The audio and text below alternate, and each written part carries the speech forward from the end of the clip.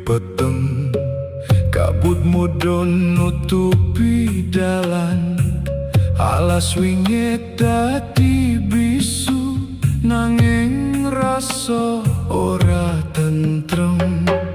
Ing pojokan wit kang peteng, ana bayang ngadeg meneng.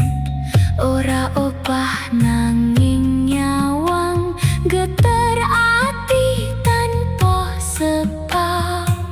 Aja nyawang suwe peteng, yen krungu langkah tanpa arah. Kadang sing meneng ora kosong, kadang mung lagi ngawasi. Bayang ireng alas wingit, Ngadeg meneng tanpa suara. bayang ireng tengah wengi. Nyawang sliramu saka petengah. Nalika rembulan ketutupan mega, ana langkah tanpa rupa.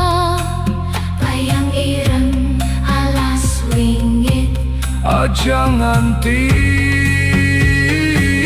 sliramu noleh.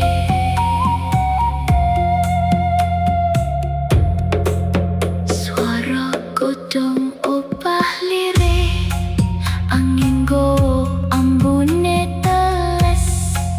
Jejak ora katon ning lemah, nanging rasa saya jedak. ing pinggir dalan sepi, kaya ana sing ngancani.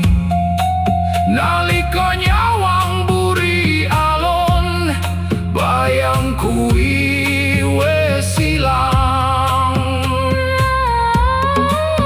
Yen wengi saya menepi, aja mlaku piyambakan. Sing ora katon kadang luwih jedak tinimbang sing katon mripat. Bayang ireng alas wingit, Sing teko tanpa tanda. bayang ireng tengah wengi. Ana ning peteng tanpa aran. Kabut wengi dadi dalane, angin alas dadi suarane. Bayang ireng alas wingit, Aja nganti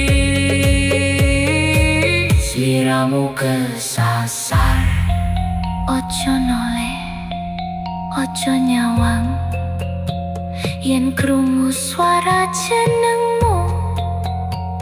Aja langsung mangsuli, kadang sing nyeluk